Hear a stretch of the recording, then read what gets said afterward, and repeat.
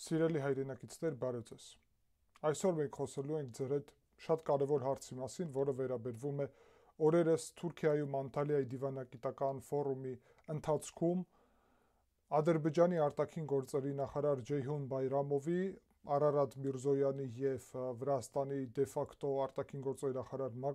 Մակա Բոճորիշվիլիի եռակողմ այդ քննարկմանը, որը հանրային էր եւ որը մենք բոլորս կարող ենք նաև տեսնել եւ կարծում եմ բոլորը դիտել եք այդ ելույթը, մենք այդ ելույթը նաև վերլուծել ենք ձեր հետ միասին, բայց կա մի մաս, որը չի քննարկվել եւ անկեղծ ասած ես ակնկալում էի, որ հայկական վերլուծական դաշտում սրա մասին կլիներ խոսակցություն, բայց տեսնում եմ, որ չկա եւ անհրաժեշտ եմ համարում, որ այս կարելի ասել սկանդալային հայտարարությանը, որը Ադրբեջանի արտաքին գործերի նախարար Ջեյհուն Բայրամովը այդտեղ արած, այդ հայտարարության մասին անպայման մենք պետք է խոսենք եւ պետք է հասկանանք, թե ինչ վտանգներ կա այդ հայտարարության հետևանքում եւ ինչպես կարող ենք մենք պատասխանել այդ հայտարարությանը։ Առաջի հերթին սիրելի հայրենակիցներ, ես ձեզ կոչ եմ անում անպայման լայքեք այս վերլուծությունը, բաժանորդագրվեք, գրեք ձեր մեկնաբանությունները, դրեք զանգակը, սա շատ կարևոր է մեր ալիքի հետագա զարգացման համար։ Բացի սրանից, սիրելի հայրենակիցներ, հաշվի առնելով, որ Վրաստանում, դուք գիտեք, որ ես Վրաստանում եմ բնակվում, Թբիլիսիում այստեղ եմ ծնվել եւ մեծացել, այստեղ եմ գործունեության ուրեմն գլխավոր ուղղությունները, որը նպատակ ունի Վրաստանի եւ Հայաստանի եվրոպական ինտեգրացման աջակցումը եւ հաշվի առնելով, որ Վրաստանում եվրոպական ինտեգրացումը կանգ է առել եւ մենք ակտիվ մասնակցում ենք տարբեր ցույցերին, որի նպատակն է վերականգնել ուրեմն եվրոպական ինտեգրացումը, ինչպես նաև նոր ընտրություններ ենք պահանջում, որը պետք է ի վերջո նաև նպաստի Վրաստանի եւ Հայաստանի միասնական եվրոպական ապագային, այս ռուսական ռեժիմը Բիձինա Իվանիշվիլու Վրաստանում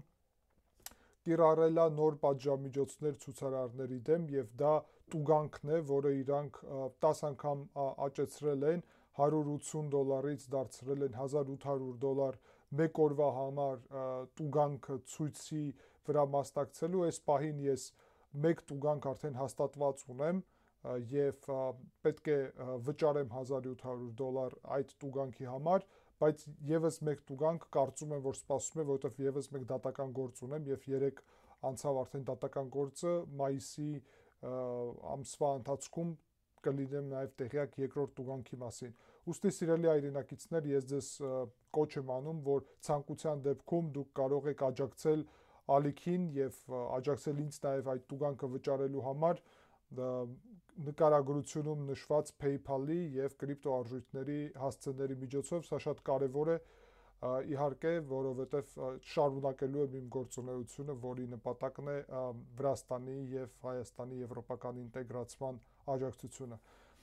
եւ այդ թվում ցույցերի մասնակցությունը, որը դրա կարևոր մասն է։ Շնորհակալ եմ սիրելի հայրենակիցներ, անցնենք առաջ, անցնենք ամենակարևոր հարցին։ Ջեյհուն Բայրամովը Արարատ Միրզոյանի հետ հարցազրույցում եւ քննարկման ընթացքում այդտեղ հարցազրույցի էլեմենտ էլ կար, որովհետեւ հարցեր էին նաեւ իրենց ուղում ուրեմն ներկայացուցիչները Անտալիայի դիվանագիտական ֆորումի, ասում է մի կարևոր նախադասություն, որը կարելի ասել, որ ուշադրության կենտրոնում չի հայտնվել եւ զարմանալի է թե ինչու։ Ջեյհուն Բայրամովը ասում է այսպիսի բան, որ իրենք պահանջում են Հայաստանի սահմանադրության փոփոխությունը եւ Հայաստանի սահմանադրությունից ուրեմն հռչակագրի, անկախության հռչակագրի մասին հղումի հանելը եւ զարմացած են, որ Հայաստանը չի պահանջում նույնը, եթե կարծում է, որ Ադրբեջանի սահմանադրությունում կա այդպիսի պահանջներ տարածքային Հայաստանի հանդեպ, որովհետև ադրբեջանական սահմանադրությունում կա առաջի հանրապետության իրավահաջորդության հարցը, Ադրբեջանի առաջի հանրապետության, ըստ որի իրանք իրականում շատ մեծ տարածքների վրա են իրենց սուվերենությունը եւ տարածքային ամբողջականությունը տարածում։ Այդ թվում տարածում էին Հայաստանի, ինչպես Արարատ Միրզոյանն այդտեղ ասաց, մոտավորապես այսօրվա տարածքների 60%-ի վրա։ Բայց ամենակարևոր նախադասությունը հետեւյալն էր, որ Ջեյհուն Բայրամովը ասում է եւ այստեղ ուշադրություն, որ որևէ միջազգային պայմանագիր չի կարող գերակշիռ դեր ունենա ներքին սահմանադրության վրա։ Եվ սա աննկատելի անցավ։ Բայց հիմա արեք մի հատ խորը վերլուծենք եւ հասկանանք սա ինչ է նշանակում։ Ադրբեջանի արտաքին գործերի նախարարը ասում է, որ Հայաստանի եւ Ադրբեջանի միջև խաղաղության պայմանագիրը, որը կնքվելու է, չի կարող ունենա գերակշիռ դեր, քան թե ներքին Ադրբեջանի օրենսդրությունը եւ նկատի ունենք սահմանադրությունը։ Հիմա մենք Հայաստանի կողմից կլինի դա վարչապետ Փաշինյանը, արտաքին գործերի նախարար Միրզոյանը, թե ուրիշները, լսում ենք վերջի ամիսների ընթացքում, որ Հայաստանի սահմանադրությունից տարբերություն չկա, կմնա այդտեղ, թե կհանվի հռչակագրի վրա հղումը, որովհետև Ադրբեջանի հետ կնքած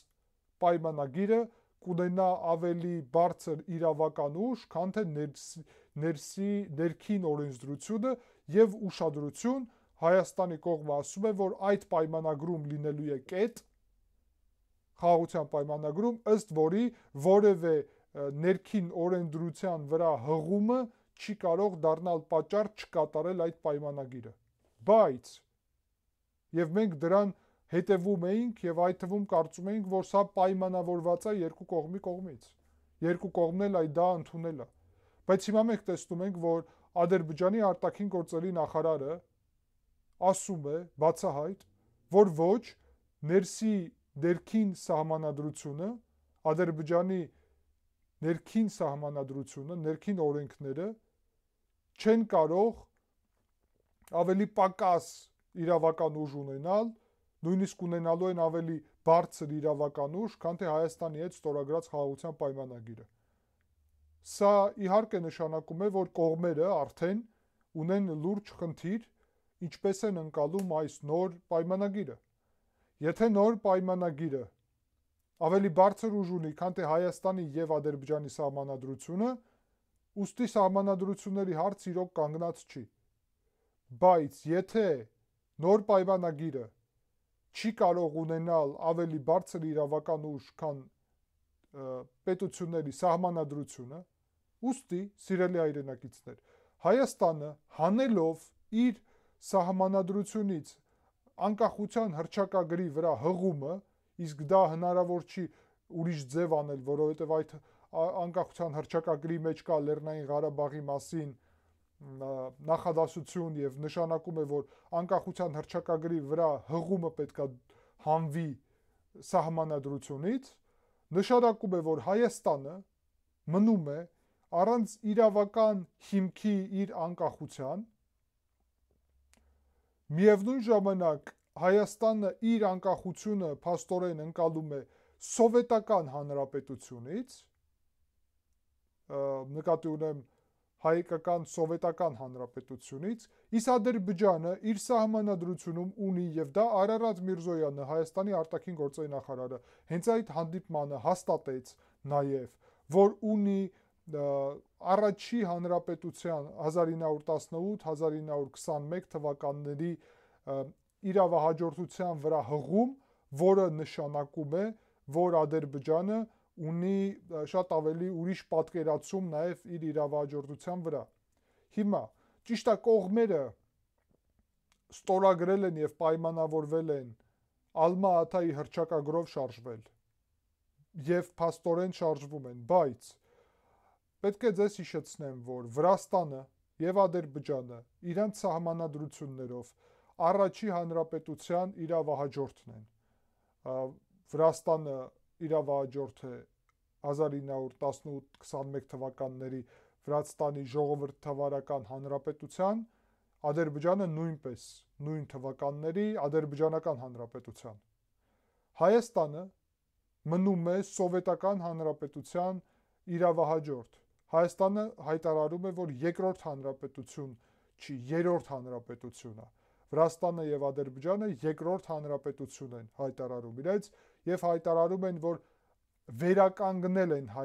իրենց անկախությունը։ Հայաստանին պետք է եկել անկախության հռչակագիր, այդպիսի հռչակագիր Վրաստանը եւ Ադրբեջանը կարելի ասել ուղիղ ձևով չունեն, որովհետեւ վերականգնել են այն հռչակագիրը։ Ձեզ պարզ որ ասեմ, Վրաստանը անկախություն է ստացել ուրեմն մարտի 31-ին 1991 թվականի, բայց անկախության օրը նշվում մայիսի 26-ը 1918 թվականի։ Հիմա ինչու եմ սա ասում, սիրելի հայրենակիցներ, որովհետև եթե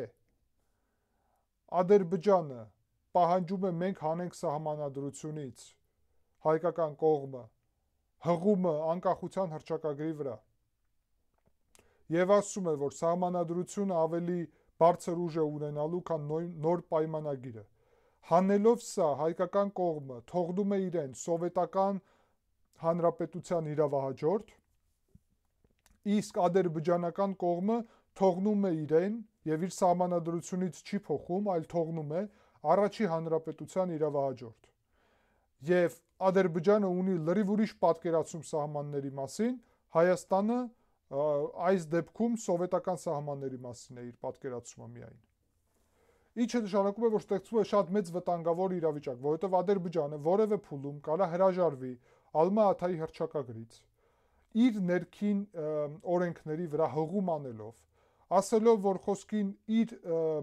սահմանադրությունը ներառում է առաջի հանրապետության տարածքները եւ այդ թվում խոսքին Չակերտներում Զանգեզուրի տարածքը եւ այլն, եւ սրա վրա հղում անելով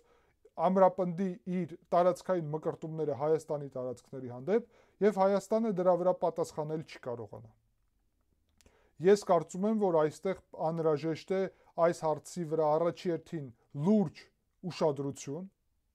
որ այս իրավիճակում, երբ կողմերը տարբեր ձև են պատկերացնում իրավական ուժը նոր պայմանագրի, ստորագրել նոր պայմանագիր, խաղաղության պայմանագիր չի կարելի, պետք է հասկանալ ինչ ուժ կունենա այդ պայմանագիրը, եթե այդ պայմանագիրը չի ունենա սահմանադրությունից ավելի բարձր ուժ, ապա Ադրբեջանի սահմանադրությունը նաև ներկայացնում է խնդիր։ Կամ կա երկրորդ տարբերակ։ Հայաստանը իր սահմանադրությունից հանում է հռչակագրի մասը, բայց դրա փոխարեն նույն քայլն է անում, որը ունի Վրաստանը եւ որը ունի Ադրբեջանը։ Ներառում է իր սահմանադրության մեջ առաջի հանրապետության իրավահաջորդություն եւ ուստի հաշվի առնելով դա, եթե Ադրբեջանը դնում է որևէ փուլում հարց, որ ինքը առաջի հանրապետության իրավահաջորդ է եւ իր սահմանները ներառում են Հայաստանի տարածքները եւ Ադրբեջանը ասում է, որ ինքը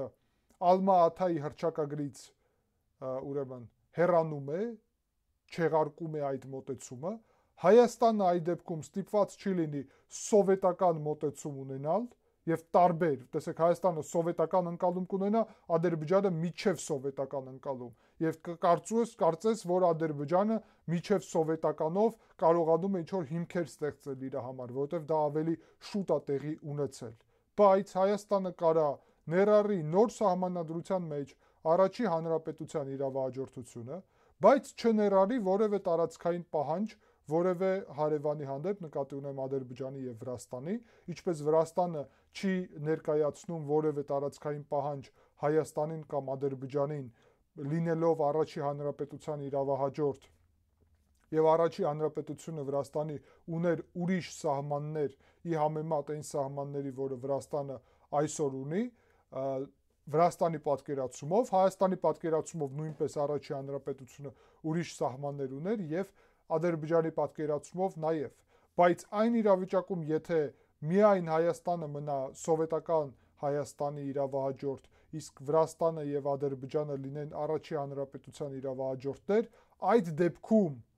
եթե սահմանադրությունները ավելի բարձր կշիռ ունեն, քան թե խաղաղության պայմանագիրը, մենք կարանք հայտնվել իրավիճակում, երբ Ադրբեջանը երբ ուզենա, կարա իր սահմանադրությունի վրա հղում անելով կամ իր սահմանադրության մեջ նոր փոփոխություններ ներկայացնելով, փաստորեն տարածքային կամ ուրիշ պահանջներ ներկայացնի Հայաստանին եւ դրա հանդեպ իրավական հնարավորությունը շատ լուրջ սահմանափակված կլինի։ Ուստի սիրելի հայրենակիցներ, կարելի ասել, որ Ադրբեջանը սրանով ներկայացնում է նոր, ես չի ասի պահանջ, այլ նոր իրավիճակ է ստեղծում սրանով, այս հայտարարությունով, եւ մենք պետք է անպայման շատ ուշադիր այդ հայտարարությանը հետևենք եւ կարծում եմ Հայաստանի արտաքին գործերի նախարարությունը անելիք ունի, որ պարզի Ադրբեջանի պաշտոնական դրսևորումը այդ հարցի շուրջ, որովհետև մենք գիտենք պաշտոնական Երևանից, որ խաղաղության պայմանագրի մեջ այդպիսի կետ է լինելու եւ այդ կետը, ինչպես մենք գիտենք, խաղաղության պայմանագիրը ընդհանրապես արդեն պայմանավորված է։ Եթե դա այդպես չէ, ուստի մենք պետք է փոփոխություններ տեսնենք Հայաստանի արտաքին, ուրեմն մոտեցման, արտաքին գործերի նախարարության մոտեցման նաև մեջ, եւ ես կարծում եմ, որ շատ կարևոր հարց է, որ այս հարցը հիմա դառնա օրակարգային, ես նաև կոչ եմ անում մեր վերլուծական դաշտին, ով հետևում է իրադարձություններին եւ զարգացմանը, նաև իհարկե անպայման անել քայլ այն առումով, որ նաև այս հարցերը բարձրաձայնել, որովհետև մեր ի վերջո նպատակն է հասնել նրան, որ խաղաղություն լինի եւ եթե տեսնում ենք, որ խաղաղությանը լուրջ խնդիր է ստեղծվում Ադրբեջանի այս անհասկանալի քաղաքականությամբ հետևանքում, ապա անպայման պետք է բարձրաձայնենք այս հարցերը, սիրելի հայրենակիցներ։ Ուստի կարծում եմ, որ շատ կարևոր հարց քննարկեցինք եւ անպայման հաշվի առնելով, որ մեզ պետք է, որ այս թեման լուրջ տարածվի, անպայման լայքեք եւ տարածեք այս վերլուծությունը։ Շնորհակալ եմ ուշադրության համար։